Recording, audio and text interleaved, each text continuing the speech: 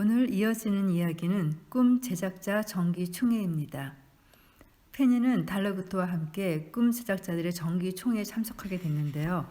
그곳에서 위대한 꿈 제작자 5명을 모두 만나게 됩니다.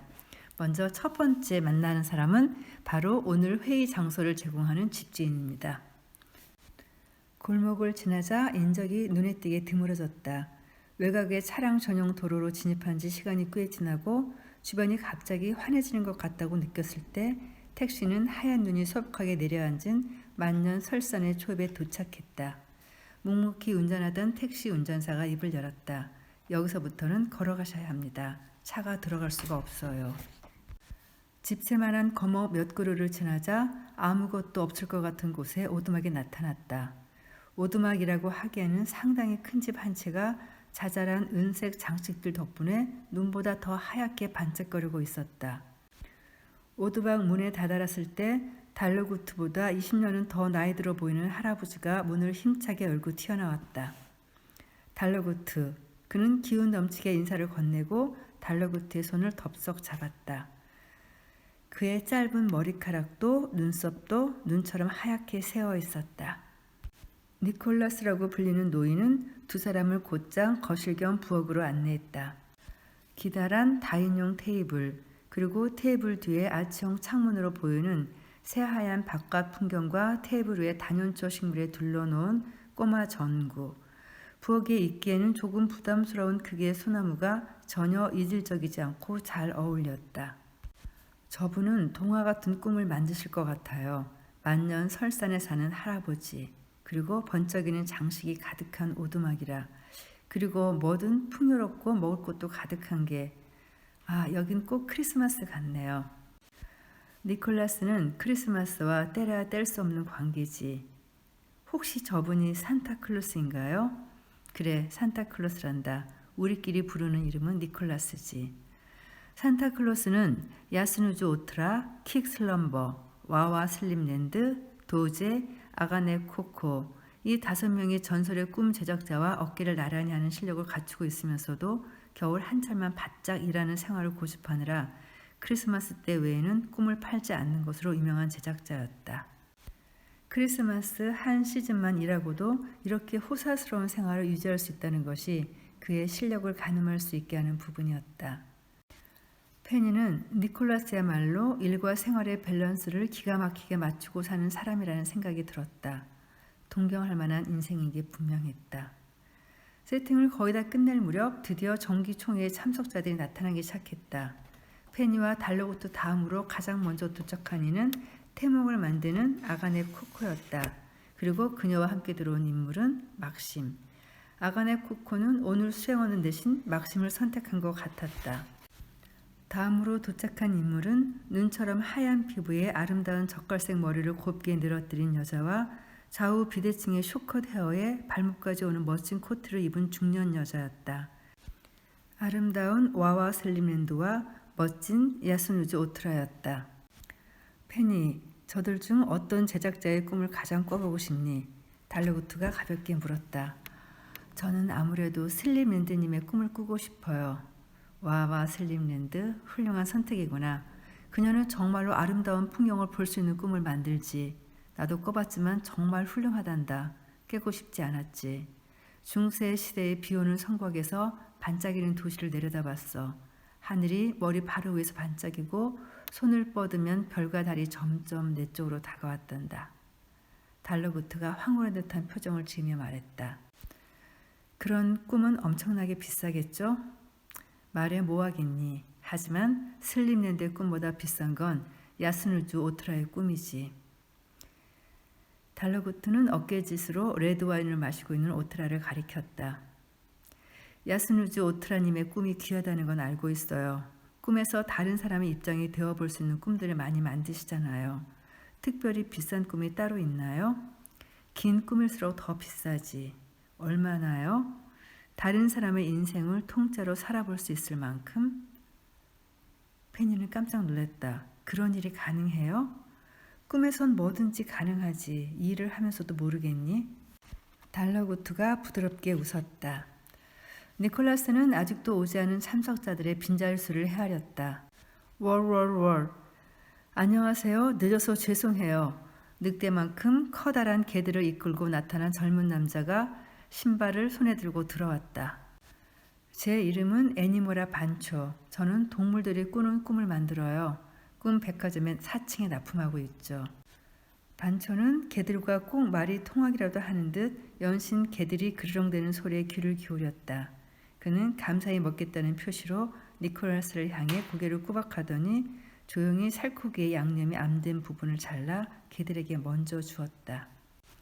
그 후로도 한바탕 이어진 그들의 잡담 행렬은 유리창이 부서지는 듯한 소리에 멈추었다.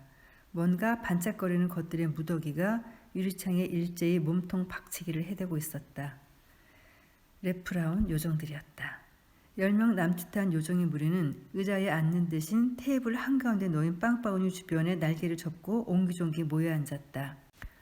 자, 니콜라스, 일단 다 모인 것 같으니 회의를 진행하는 게 어떤가? 달러고트가 재촉했다. 아직 퀵슬럼버가 오지 않았잖아. 길이 험해서 그가 오려면 시간이 좀 걸릴 텐데 기다려주는 게 어떻겠나? 퀵슬럼버는 오늘 못 올 거예요. 꿈 제작에 쓰일 자료 때문에 캄리크 절벽에 답사를 하러 갔거든요. 도제도 이런 데 나온 적이 거의 없었고. 자, 그럼 회의 안건에 대해서 이야기해보지. 니콜라스가 자리에서 일어났다. 어디 보자. 다들 지난달에 노쇼로 인한 손해가 얼마였는지부터 들어볼까? 여기서 노쇼로 생긴 손해라는 것은요. 손님이 꿈을 예약해놨는데 잠을 자지 않아서 그 꿈을 안 찾아가서 생기는 손해를 말하는 거더라고요. 예를 들면 게임을 하느라 안 자는 사람들, 스마트폰을 보느라 늦게 자는 사람들, 애인과 통화를 하느라 밤을 지새우는 사람들, 이런 사람들이 노쇼 고객이 되는 거죠. 이런 사람들은 당장 시험을 치기 위해 억지로 잠을 찾는 사람들과는 다르죠. 많은 이야기가 오고 간 뒤에 달러구트가 목청을 가다듬었습니다. 결론은 이미 나와 있어요. 아까 레프라운 요정들이 얘기했었지요. 사람들은 자는 것보다 더 재밌는 일을 하느라 잠들지 않는 거라고. 그러면 반대로 생각하면 되지 않겠어요? 달러구트가 너무 쉬운 얘기라는 듯 웃었다. 그런 재미나는 것들보다 더 즐거운 꿈을 만들면 되는 것 아닐까요? 결국은 우리가 좋은 꿈을 많이 만들기만 하면 이런 일이 생기지 않을 거다. 이런 얘기죠. 잠깐 정적이 흐르더니 유쾌한 웃음이 터져나왔다. 그럼 얼추 회의 내용은 마무리된 것 같군요. 그럼 우리 건배하고 남은 식사를 즐길까요? 모두 잔을 높게 들어올렸다. 니콜라스가 자리에서 일어나 호쾌하게 외쳤다. 모두들 잘 먹고 잘 자고 좋은 꿈 꾸십시다. 이어지는 다음 이야기는 이 달러고트 꿈 백화점의 하이라이트라고 할 수 있는 올해의 꿈 시상식 에피소드입니다. 올해의 마지막 날, 올해의 꿈 시상식을 시청하기 위해 가게의 직원들은 상점문을 닫아두고 1층 로비에 옹기종기 모여 앉아 있었다. 역시 연말 시상식은 가게에서 다 같이 보는 게 최고예요. 초대형 스크린에 선명한 방송 화면이 떠올랐다. 카메라는 한껏 차려입은 꿈 제작자들로 가득한 객석을 잡고 있었다. 이후 카메라는 무대 위의 사회자 쪽으로 넘어와 있었다. 시청자 여러분, 여기는 올해의 꿈 시상식이 진행되고 있는 드림하트 센터입니다. 이곳은 벌써 열기가 뜨겁습니다. 신인상을 받은 호손 대문화는 아직도 객석에서 눈물을 흘리고 있군요. 축하해요, 호손 대문화. 자, 시간이 조금 지체되었군요. 이번 시상은 이달의 베스트셀러입니다. 12월 한 달 가장 높은 판매고를 기록한 꿈은 누구의 꿈일까요? 그럼 수상 후보들을 화면으로 만나보시죠. 삽시간에 화면은 4분할 화면으로 바뀌어 총 4명의 후보를 답안했다. 이번에도 시상식에 오지 않은 니콜라스는 산타클로스라고 커다랗게 쓰인 텍스트 이미지가 대신하고 있었고 나머지 3 후보는 갑자기 얼굴이 잡히자 놀란 표정을 짓고 있었다. 연애 로맨스물을 제작하는 키스 그루어, 판타지 SF 꿈을 제작하는 셀린 클럭, 그리고 뜻밖의 마지막 후보는 애니모라 반초. 그는 어찌나 놀랐는지 목구멍에 커다란 가시가 턱 걸린 것 같은 우스꽝스러운 표정을 짓고 있었다. 적당히 뜸을 들이던 사회자가 헛기침을 하며 말을 시작했다. 그럼 발표하겠습니다. 12월 한 달 동안 가장 많은 사랑을 받은 꿈 제작자는 놀랐군요. 새로운 수상자가 등장했습니다. 이달의 베스트셀러는 애니모라 반초에게 돌아갑니다. 사회자의 말이 떨어지자마자 여기저기서 놀라움이 섞인 함성이 터져나왔다. 이윽고 시상식은 올해의 그랑프리 발표만을 남겨두고 있었다. 모테일은 방송 내내 분주하게 돌아다니면서 킥슬럼버와 야스누즈 오토라 중 누가 그랑프리를 받을 것 같은지를 사람들에게 물어보고 다녔다. 어느새 축하 공연이 끝난 무대에는 그랑프리의 발표를 위해 화려한 수트로 갈아입은 사회자가 다시 나와 있었다. 자, 제 손에는 올해의 그랑프리 후보 두 사람의 정보가 들어와 있습니다. 과연 올해 최고의 꿈은 어떤 꿈일까요? 사회자가 손에 든 봉투에서 후보가 적힌 종이를 천천히 꺼냈다. 오, 이 두 사람이군요. 그 후보를 바로 발표하죠. 킥슬럼버의 절벽 위에서 독수리가 되어 날아가는 꿈, 그리고 야스누즈 오트라의 역지사지 시리즈 7번째, 내가 괴롭혔던 사람으로 한 달 살아보는 꿈입니다. 그랑프리는 두 후보 작품 중 하나입니다. 사회자의 말이 떨어지기가 무섭게 가게 안에 있던 모든 사람들은 슬럼버와 오트라를 연호했다. 페니는 꼭 결승전이 벌어지는 스포츠 경기장에 와 있는 것처럼 흥분됐다. 올해 최고의 꿈 영예의 그랑프리는 킥슬럼버의 절벽 위에서 독수리가 되어 날아가는 꿈입니다. 환호성과 탄식이 동시에 터져나왔다. 드디어 킥슬럼버가 무대 위에 등장했다. 그의 등장만으로 장내는 삽시간에 조용해졌다. 까무잡잡한 건강한 피부, 짙은 눈썹과 강인해 보이는 턱선, 칠흑같이 새카만 눈동자를 그는 목발을 짚고 서 있었다. 그는 선천적으로 오른쪽 다리에 무릎 아랫부분이 없는 채로 태어난 사람이었다. 진부한 수상소감은 그동안 많이 한 것 같으니 오늘은 제 얘기를 조금 해볼까 합니다. 꽤 지루한 얘기가 될지도 모르겠군요. 전 보시다시피 이렇게 부자유스럽습니다. 13살 때 저는 스승님의 가르침을 받아 처음으로 동물이 되는 꿈을 만들었습니다. 여러분도 아시다시피 태평양을 가로지르는 범고래가 되는 꿈이었죠. 모두가 제 꿈을 꾸고 극한의 자유를 느꼈다는 찬사를 보낼 때 어린 저는 자유의 불완전함에 대해 생각했습니다. 꿈에서는 걷고 뛰고 날 수 있는 저는 꿈에서 깨어나면 그러지 못합니다. 바다를 누리는 범고래는 땅에서 자유로울 수 없고 하늘을 나는 독수리는 바다에서 자유롭지 못하죠. 정도와 형태의 차이만 있을 뿐 모든 생명은 제한된 자유를 누립니다. 여러분은 언제 자유롭지 못하다고 느끼십니까? 여러분을 가두어 두는 것이 공간이든 시간이든 저와 같은 신체적 결함이든 부디 그것에 집중하지 마십시오. 다만 사는 동안 여러분을 자유롭게 할 수 있는 무언가를 찾는 데만 집중하십시오.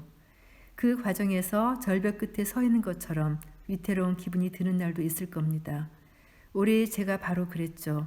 저는 이번 꿈을 완성하기 위해 1000번, 10,000번 절벽에서 떨어지는 꿈을 꿔야 했습니다.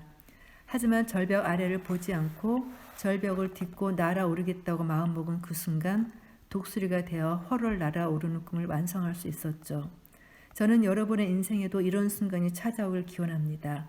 그리고 제가 만든 꿈이 그런 여러분에게 영감이 된다면 더 바랄 게 없을 겁니다. 저는 이 수상소감만으로 저도 정말 이런 꿈을 꿔봤으면 하는 그런 상상을 했었어요. 너무 근사한 수상소감 아닙니까? 이 달러구트 꿈 백화점은 모두 2권으로 되어 있는데요. 두 번째 책에 킥슬럼버의 태평양을 가로지르는 범고래가 되는 꿈이 실려 있더라고요. 달러구트가 그 꿈을 꾸고 나서 일기장에 남겨놓은 기록인데요. 지금 막 꿈을 꾸고 난 참이다. 이 생생한 감각이 사라지기 전에 기록으로 남겨야 할 것 같다. 나는 꿈에서 거대한 범고래였다.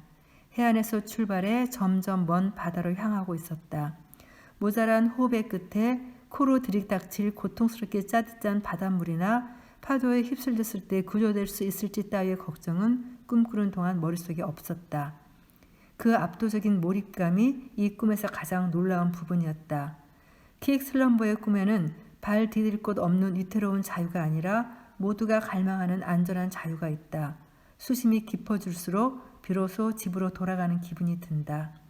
등 지느러미에서 꼬리로 이어지는 근육을 느껴본다. 꼬리를 강하게 내리찍었다가 다시 들어올리며 순식간에 속도를 높인다. 이제 해수면은 세상의 천장이 되고 하얀 백가죽 아래 하늘보다 깊은 나의 세상이 펼쳐진다. 보여도 볼 필요가 없다. 모든 것이 온 감각으로 먼저 느껴진다. 충동적으로 수면 위로 뛰어오른다. 할 수 없을 거라는 생각은 도무지 들지 않는다. 유선형의 완벽한 몸체가 수면을 가뿐히 딛고 날아올라 상공을 과감하게 가로지른다. 그때 불현듯 내 것인지 아닌지 알 수 없는 저릿함이 몸체를 관통한다. 저 멀리 해안에 두고 온 내 모습이 신경 쓰이기 시작한다. 헤엄을 멈추지 않으려고 애쓰면서 까끌하게 도단한 기분을 굽이치는 파도에 접어넣는다. 저긴 내가 있을 곳이 아니야. 그렇게 극대화된 감각에 익숙해지며 내가 진짜 범고래였던가 하는 착각마저 들 때쯤 정신이 들기 시작한다. 범고래도 사람도 아닌 상태로 두 세계가 잠시 겹쳤다가 완전히 분리되면서 꿈에서 깼다. 13살의 소년에 불과한 킥슬럼버의 꿈을 지금의 내가 꾸게 된 건 필연적인 운명 같다. 그리고 그해 올해의 꿈 시상식에서 심사위원의 만장일치로 그랑프리를 수상한 그 꿈이 나온 거죠. 태평양을 가로지르는 범고래가 되는 꿈. 이런 멋진 꿈을 꿀 수 있다면 얼마나 환상적일까요? 우리는 이런 광경을 영화에서 보기도 하지만 정말 나만의 비밀 같은 그런 꿈으로 꾼다면 얼마나 멋질지. 이제 내가 꿈꾸는 일 중에는 멋진 꿈을 꾸는 일도 하나 더 추가해야 될 것 같아요. 정말 어른들을 위한 동화 같은 책, 재밌고 설레고 그리고 가끔 꺼내보고 싶은 그런 책이었습니다. 감사합니다.